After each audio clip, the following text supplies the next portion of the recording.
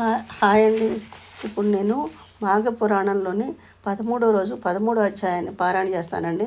మీరు శ్రవణం చేయండి. రాజా, మాఘమాస స్నానము వైకుంఠ ప్రాప్తిని ఎట్టి వానికైనను కలిగించును.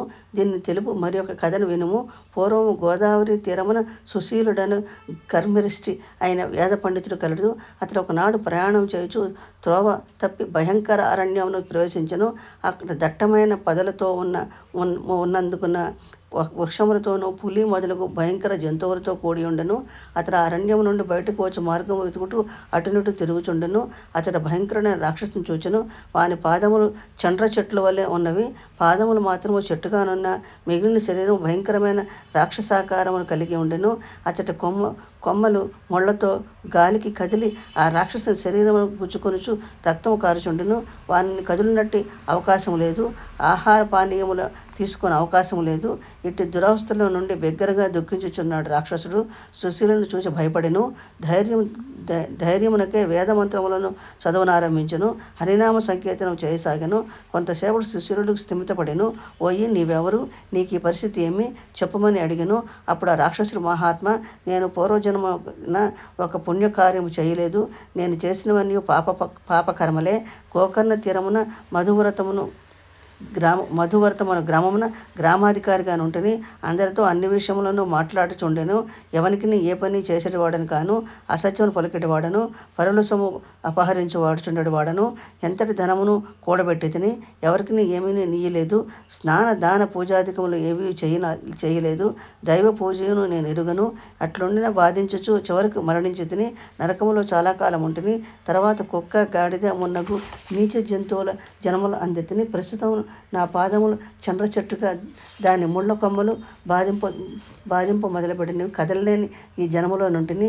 నీ వంటి పుణ్యాత్మను చూచుట కలన నీవు చేసిన హరినామ సంకీర్తన వలన నాకు ఈ మాత్రమైన పూర్వస్ఫూర్తి కలిగినది. ఎటులైనను నీవే నన్ను రక్షించవలేను అని శిశువుని బహు విధములు ప్రార్థించెను. శిశువుడు వాని స్థితిని మిక్కిలి విచారించి వానిపై జాలిపడి వాని నిర్ధరింపవలని పోయి, ఇచ్చట నీ సమీపమున నీరు ఉన్నదా అని అడిగాను. 12 యోజనము దూరమున నీరున్నదని ఆ రాక్షసుడు చెప్పాను. నీకు సంతానం ఉన్నదా అని సుశీలుడు అడిగాను.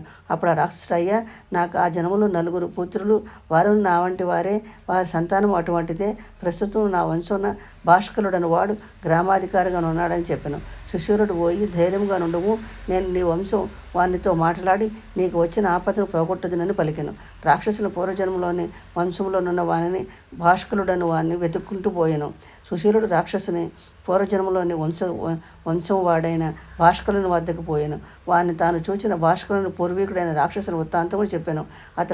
అతడును రాక్షస స్వరూపమును నున్న నా పూర్వీకుడు రాక్షస రూపం పోవాలన్నా ఏమి చేయవలనో చెప్పమని అడిగాను. అప్పుడు పోయి, నీవు మాఘమాసమున నదీ స్నానం చేయము. శివుని గాని కేశవుని గాని నీ ఇష్టదేవుని పూజించుము. పురాణము చదువుము లేదా వినుము. బ్రాహ్మణులకు యథాశక్తిగా భోజనము పెట్టి సువర్ణాది దానములు చేయము. దీనివల్ల నీ పాపములు పోయి నీకు పుణ్యం కలుగుటే కాక పూర్వులైన నీ పితృదేవతలు పాపక్షయం మంది పుణ్యలోకమును పొందుదురు. స్నానము 7 విధములు. అవి మంత్రములు చదువు చేయు స్నానము మంత్రస్నానము, మట్టిని రాచుకొని చేయు స్నానము మృత్తికా స్నానము, భస్మము శరీరము రాసుకొని చేయు స్నానము ఆగ్నేయ స్నానము, గోవులు నడిచినప్పుడు పైకి ఎగిరిన దుమ్ము మీద పడినట్లు చేసిన స్నానము వాయువ్య స్నానము, నదులు చెరువులు మున్నగు వానలో చేయు స్నానము వారుణ స్నానము, ఎండగా నున్నప్పుడు వానలో చేసిన దివ్య స్నానమందురు. స్నానములలో శ్రీహరిని స్మరించుట మానస స్నానము.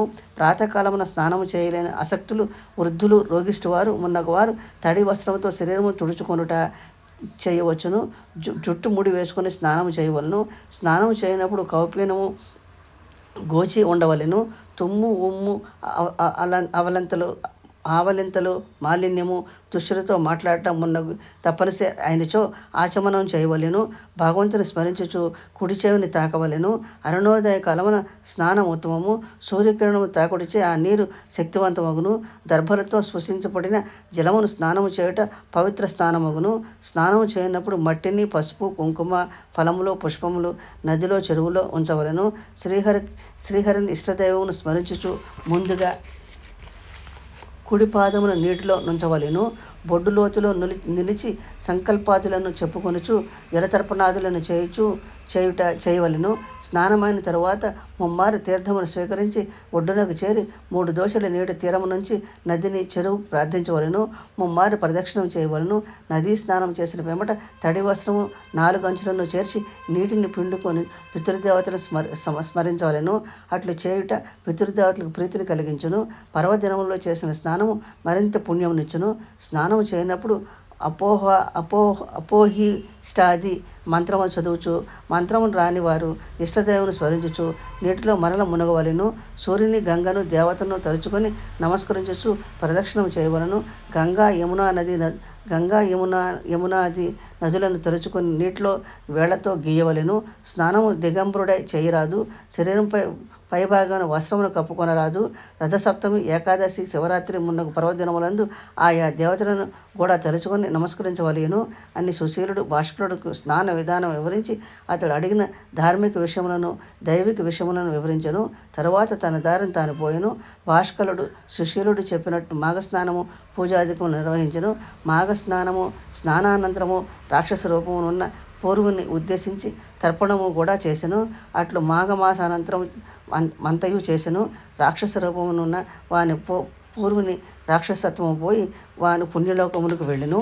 నా ఛానల్ కూడా సపోర్ట్ చేయండి, సబ్స్క్రైబ్ చేయండి, లైక్ చేయండి, షేర్ చేయండి.